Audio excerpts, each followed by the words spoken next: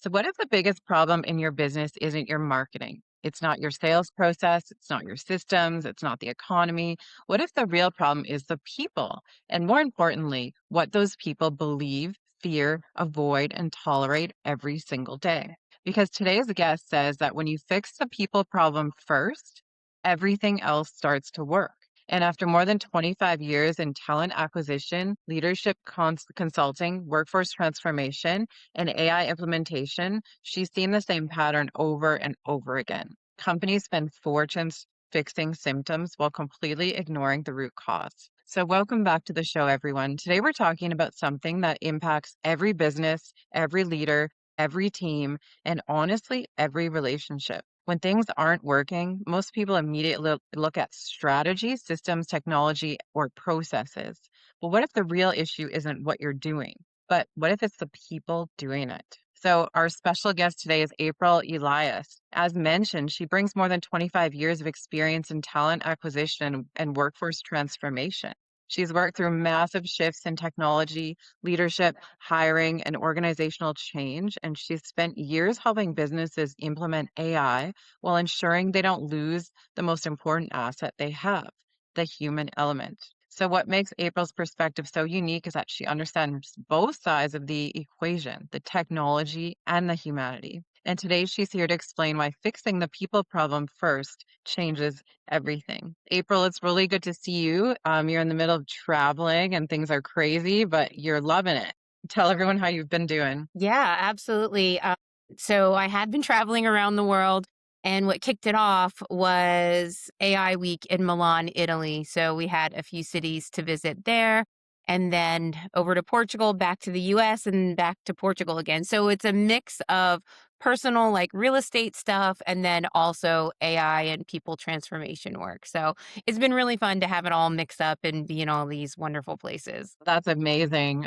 I love that so much. So now to get to today's topic, so you can give the audience more of an idea of the work that you do every single day. When you say people problem, what does people problem mean in terms of businesses? So typically, what that means is a lot of companies are either they've implemented AI or they've made efforts to implement AI and it hasn't gone well, or they're planning to and they're afraid they're going to get left behind or crushed by their competition if they don't figure out some type of AI element to give them an advantage on maybe high volume, low risk tasks, because that's usually the best place to start.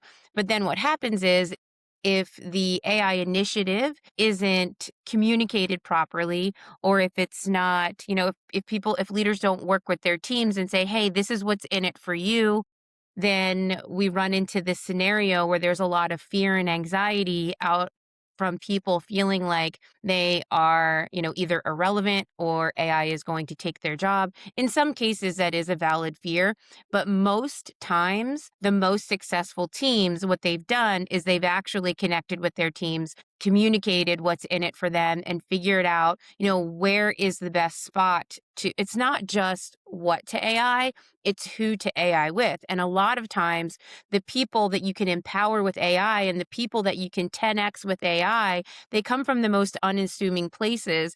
And there's a lot of misconceptions around people have to be tech savvy. That's not true at all. They just need to grasp technology concepts in order to understand how to effectively use them. And so we see this huge gap because 95% of AI projects have failed to produce a ROI so far. And that's what we're working through. And we're helping close that gap with teams. So leaders immediately blame like processes, systems, or circumstances before looking at the human element. Why do they do that? Well, because I think a lot of it just stems to that's just like a muscle memory type of thing that might have worked in the past in a different type of scenario or environment. And I feel like it's just a symptom of a problem that existed before AI and then AI magnified it.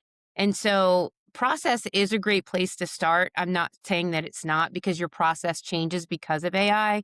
So actually that's kind of, the best place to start is just to zoom out and say, what is the experience? What is the journey for our client, our lead, our customer, whatever it is? What does that journey look like? and then figure out what to AI, and then figure out, who is the best person on the team to AI with. And it might not be the exact person that was in the role prior. So I've seen teams just totally shake everything out, redo what needs to happen or where they're going and be a bit futuristic with the planning, and then re-engage the team for they're re-engaging them in ways that are more aligned with people's not only their skill sets, but their interests, because almost everyone has to learn AI.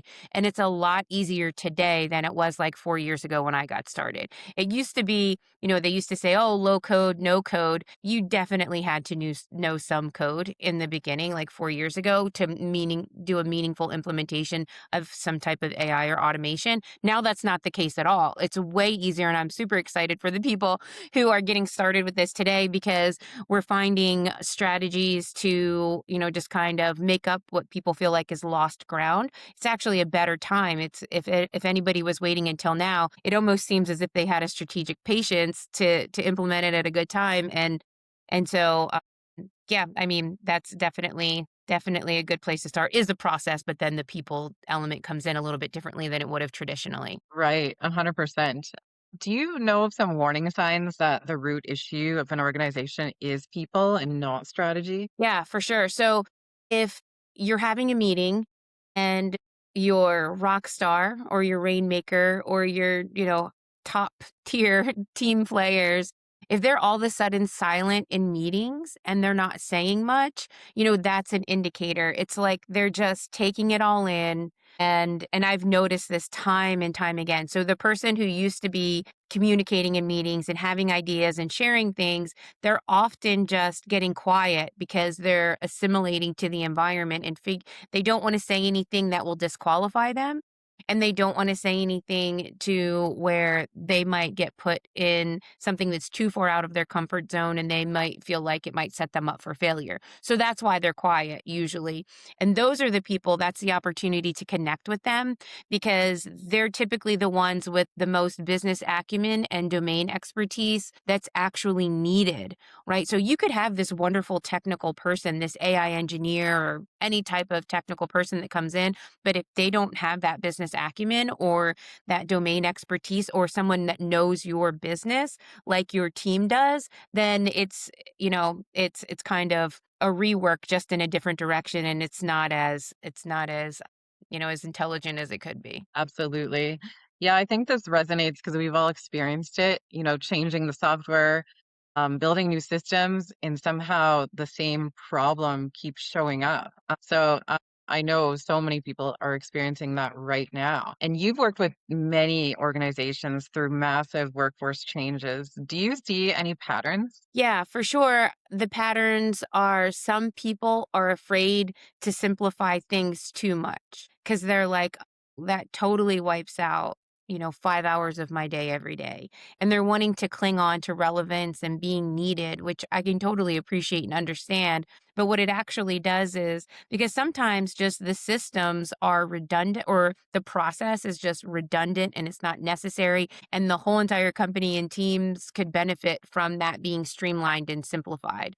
And so I see them hanging on to old ways. So it's a bit of a change management effort as well. So it's change and it's culture. But if the companies start working on their culture to make people feel that, hey, I've got your back, we're in this together. The idea is to let's 10x you because you are amazing as a team member. Let's 10x you. We grow the business from that angle. And then we can hire, because a lot of companies are actually hiring more people too. So AI is helping them expand and they have a need for more humans in the loop, because this AI does need human oversight, like for sure, 100%.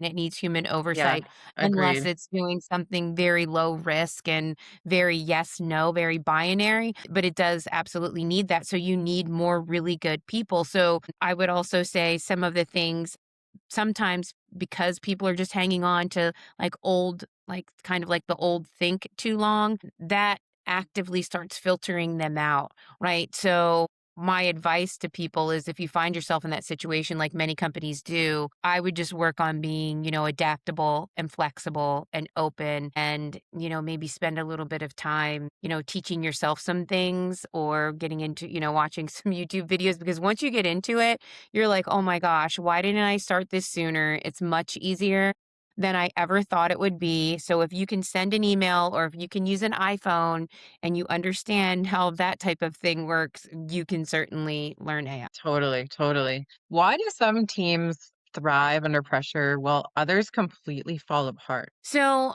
I mean, it all boils down to, I guess, the type of personality on the team. So, or the type of business that they're in. So, if it's high volume, paced, a lot of people just really love being high volume, fast paced because some of us, including me, are addicted to the hormones of stress, right? Like the adrenaline and even the anxiety a little bit because it feels like, wow, I'm under pressure. You feel alive, right? Without it tipping to a toxic level. Of course, that easily can tip into a toxic level and not be good for us. But I feel like those teams that, thrive in that type of fast paced environment and that are more quickly to adapt. Those are the ones that certainly experience the benefit. But then there's something to be said about the slower mover too, because those types of team members are equally important because they think a little bit more 360 and they're like, hey, there's a bus coming. You might want to get out of the way. And nobody who's fast moving sees the bus. So I feel like the way that some of the most successful teams have moved beyond those challenges is they've actually done it's like an internal workshop and they figured out like who's who and it gets into more of the culture piece but then also understanding your team members and saying these kind of like if everyone shared their Clifton strengths or their disc or their Myers-Briggs or if your teams have ever done anything like that, that's usually helpful in this scenario because it opens or the Enneagram or anything like that, it opens up the lines of communication and people start to harmonize a little bit more better and a little bit more quickly when they're able to do that. And so I actually have an avatar. It's really like an archetype framework that complements an Enneagram type of dynamic because I don't know if you're familiar with that, but it's essentially, there's Mhm. 9 different Enneagrams, or even if you're into your Clifton strengths or whatever that may be, it lays really nicely on top of that, and it's specific for AI being introduced, right? And how AI introduces a lot more complex emotions or a bunch of emotions all together that impact decision and how you behave and perform at work. And it helps you get more clear understanding of you and your team and what would be the most successful strategies to kind of come together and work together and get over the hump of not only implementing the AI, but benefiting from it and having it be an augmentation and not a replacement. Do you think a great system can survive the wrong people? Yeah. Well, I was thinking I the mean, same I've thing. definitely seen the wrong people in the wrong seat in amazing environments. I mean, it's obvious and it's glaringly obvious, and sometimes it's the leader, and sometimes it's just because that's the way the succession plan worked, right? So I mean, it's short-lived usually, and it's kind of like a negligent retention, meaning like you're keeping somebody in a negligent way. Like that does happen. And I think one of the exciting things that AI has delivered us is the opportunity to again just kind of shake everybody out of their seats. And when you shake them all out of their seats, it is very disruptive and it is stressful, but if you get through that exercise and go through the hard part and realign on capability, not only just capabilities, but skills, interest, and where they can grow towards, you see a lot less of the wrong people surviving good like systems. Totally, totally. And the other question would be then, can average systems thrive because of the right people? And I think you're going to say yes to that as well, because I've seen that happen too. Yeah, for sure. Because the right people, even if the system's average, what they do is they go ahead and they kind of create their own workarounds, right? They Yeah, create their own shortcuts. They solve problems on their own desks to be more efficient. And so just because they have that type of ownership and they they deliver more because that's just the way some people are wired. So that's absolutely the case. There's so many amazing people in broken systems. And then that also brings to light like, hey, this is a linchpin person, right? We need to do our best to solve as many problems for this person as possible so they can like thrive in their excellence versus constantly have the aggravation of solving like some fairly easy problems that can be solved for them to make their life easier. Yeah, I don't know why I'm having an image of an Excel spreadsheet in front of my face right now. I have like PTSD of broken Excel spreadsheets. Yes. That's been an issue in the past for sure. But yeah, it's so interesting. What about accountability? What role does accountability play in all of this? Yeah, accountability.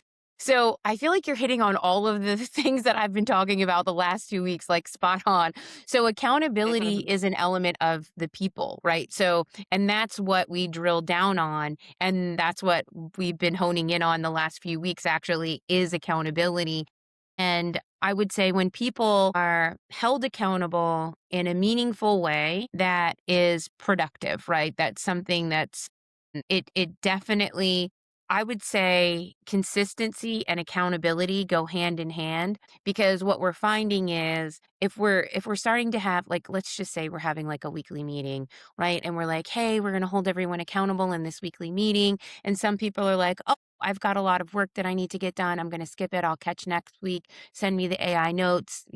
That starts to break and the accountability starts to just kind of fall off. Yeah, they might have a deliverable. Yeah, they might need to be heads down, but the accountability piece, we can really just kind of drive home and have the most impact as possible if we just have like one accountability meeting weekly that doesn't move for anyone unless you're sick or on vacation, right? Everything else has to go around that. And that drives home accountability naturally.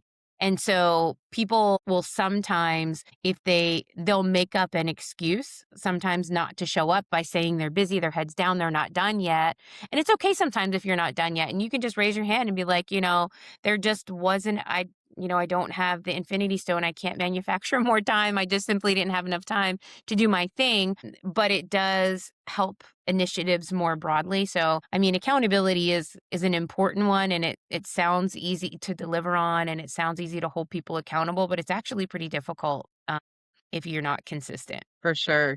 How do leaders unknowingly create people problems inside of their organization? Doing too much like workaround, like breaking too many. I would say some of the things is, yeah, that's the rule, but you don't have to worry about it now, or treating people differently. So some people, and it's back to the like having the wrong person in the seat. Sometimes, just letting that linger too long or doing too many workarounds and not being consistent. I would say again, that's lack of consistency and that's just kind of like a timeless thing that's always been the case and will always be the case regardless of technology.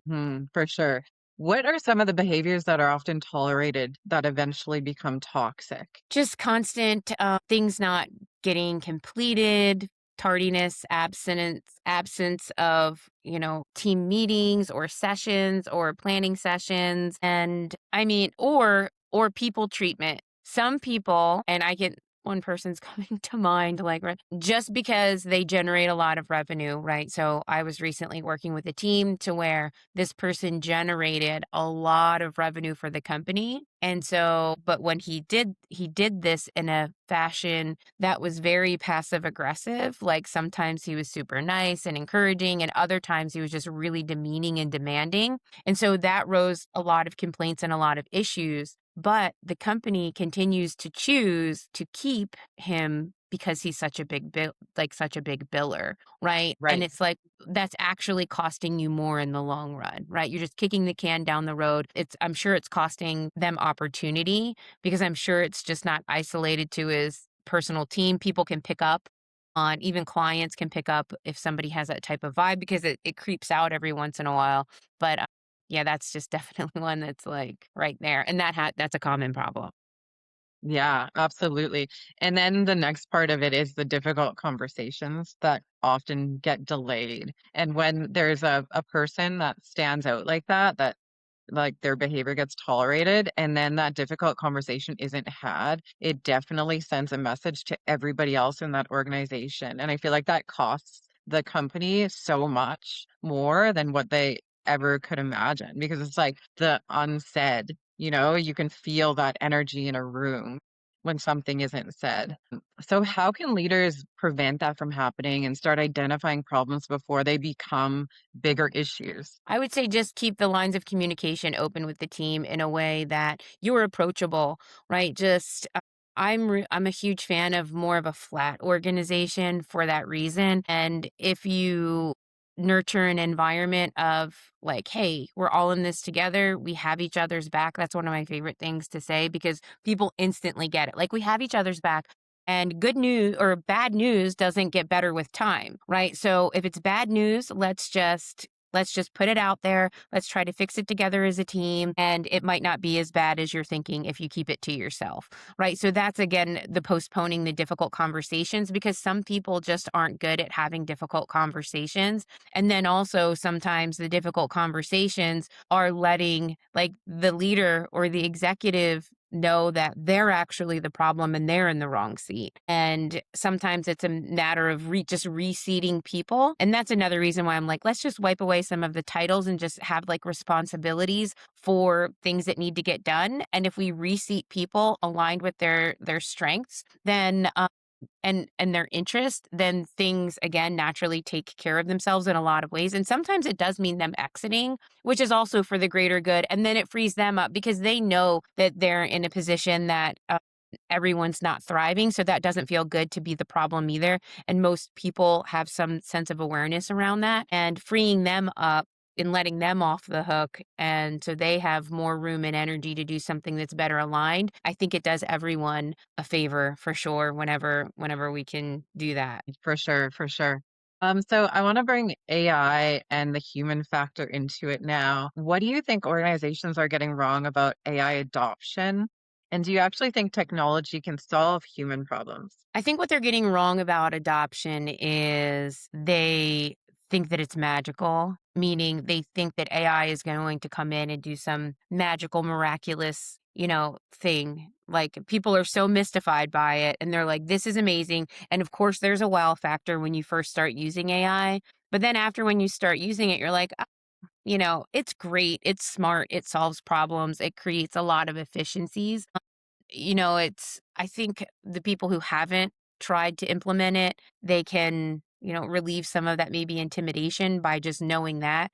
They're really smart models, but at the end of the day, it's still a model, right? And you know what good looks like. And the AI is only as good as what you share with it to say this is what good looks like. Because good might look, we could both be using the same frontier model. And what I mean by frontier model is, like Claude, ChatGPT, Gemini, Grok.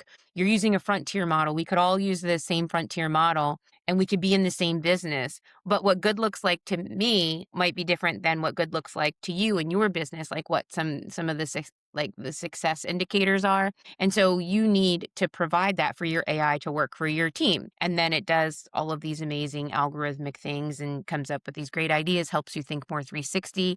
I think it's really good at doing a bit of de-risking and just helping you think through things like that. I would say yes, technology has historically solved problems for me for, 20 plus years. A Yeah. CRM solves a problem, like all types of technology solves problems. Now, I would qualify that by saying, what's the depth of the problem and how much is involved in like the humanness of the problem that it's trying to solve. Meaning, if it's trying to solve like complex relationship problems, I'm not always sure. Maybe there could be like some good guidance or ideas or maybe some thought provoking things that AI could provide. But AI has no way of tapping into people's historical experience emotionally and what might be driving their behaviors and their position and their decision making. It would literally have to know everything about you and what made up the complex emotions of you and participating in partnerships, relationships, whatever. But it could be a good thought partner to say, hey, maybe that other person isn't like coming at you like you think they are. Maybe it's just a matter of, X, Y, and Z. I think it can help you think 360, but I don't think it can solve like true, like human emotional relationship problem. Yeah. And do you believe the future belongs to people who understand technology or to people who understand people? People. I mean, the Yeah. technology is going to be everywhere, right? That genie's out of the bottle. There's no putting AI back in. And I've met plenty of people who've completely opted out of AI, but I don't because of the lane that they're in, it's not going to impact them at all, right? It's not going to. Like for instance, my massage therapist, AI isn't going to eliminate her, right? Or there's or the people who are in, that are helping people heal, helping people do things. There are a lot of categories that still just need human and no or very little technology outside of maybe a scheduler and text and phone. I think an email, like I think a lot of people can still live inside that box and thrive. What do you think the future of work looks like? You witnessed so many transformations in the workforce. I'm curious as to know what your prediction of work life in the future is. Well, we had a very, very large like historically, one of the teams I was working with, we had a very, very large intern program. I do see that collapsing a bit, but then I see the internship opportunities pivoting to just look different. I don't see them going away completely. I just see them not looking exactly the same as they did before. So if you had your intern writing reports or essentially doing admin stuff to support the expert, whether the expert is, an engineer or some type of consultant, doctor, nurse, whatever the intern or legal, anything. Some of the like clerical work, I would say, the admin work will go away, but it is good for an intern to see some of those things because that's how they learn some of the maybe terminology or just flow and dynamics of how an industry works. But I see that changing probably the most immediately noticeable. And then, but it's just a pivot to something else. I do see the way that we work, a lot of the traditional roles, like even some consultants, I do see a lot of their, and also in the creatives, meaning people doing marketing, advertising, stuff with photo, video, artwork, graphic arts, that's going to change. But I think the people who survive it are the ones who lean into it and the ones who are already recognized or develop more around, taste, right? Like having a Mhm. good, because if you have a good eye for design, you're always going to have a good eye for design. And if people, a lot of times people work with you because they like you and they like your taste, your design elements, the way that you write copy, whatever that translates to be. I see that the creatives that are already successful because of those types of gifts that they lean into it so they can 10x themselves in that category because there's a lot of people who can enter very easily, create ads, create whatever, but they could, largely they're missing the taste element. They're just creating a bunch, right? And it doesn't necessarily make it good.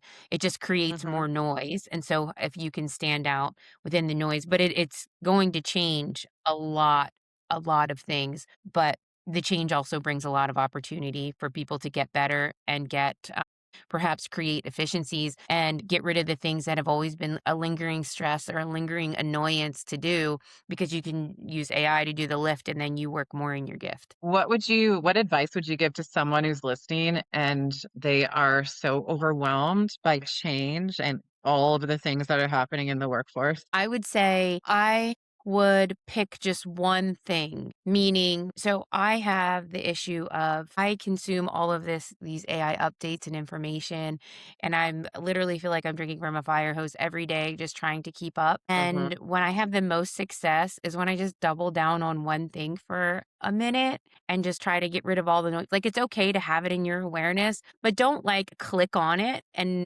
dive deep into it until it's like a need to know, right? So that's the thing that I have to discipline my because it does require discipline.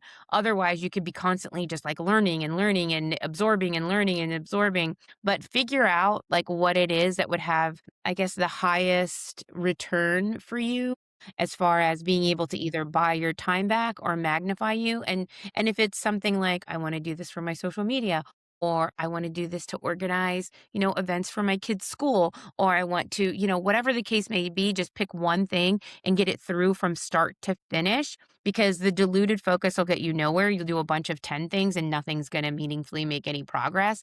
But if you pick just one problem, whether it's a problem on in your personal life that it could maybe solve, or if it's a problem in your professional life that you could maybe solve, just see one thing through to the end and then decide if you even want to use AI or not. Because some people are like, I've done that. I actually spoke to someone a couple days ago.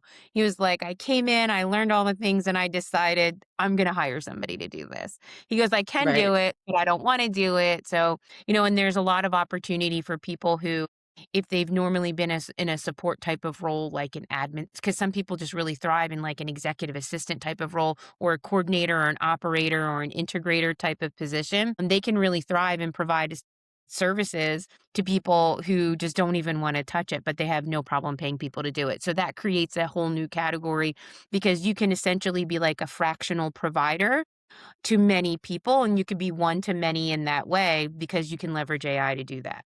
April, tell everyone more about the work that you do and where people can find out more information about you and that work. Sure, sure. So right now, as I mentioned earlier, I'm really focused on the workshops. So typically they are in person. I prefer to do them in person whenever possible. We can certainly do them virtually, but it's really doubling down on the archetype that is a nice complement to any type of Enneagram, Clifton Strengths. It's just the AI layer of it that I've developed and I've been testing and working on for almost a year now, and it's a full chapter in my book. So I'll be getting my book finished in the next 90 days, hopefully. After it's been a long work in progress, because I'm just like, there's so Amazing. much to put in there. And then Hmm. also it speaks to the team leader, but then it also really speaks to what I call the dark horse, which is the person who comes from the most unassuming place. People are like, wow, they knew the problem to solve and they solved it. And it just helps speak to them and figure out where they fit in the world, whether it's with a company or as a solopreneur or starting their own thing with, a handful of people starting their own company, because it essentially just empowers people in that way, and it helps you identify and attract the right people to do business with if you'd like to do business with people. So that's essentially what that archetype layer is. And so I have a quiz around that, and I have a free school community where people can just come in, and I teach twice a month for free. I just hop in and teach whatever is the latest thing that I'm building that the most people request. That's totally free. And then sometimes it will be just a Q&A if people just have questions or need advice. And that's just randomized throughout the month. But if they want to get a hold of me, I'm just at April Elias on all socials. It's my website, it's the same thing, aprilelias.com. So I'm super easy to find as far as that goes. And most of the work is the in-person workshops.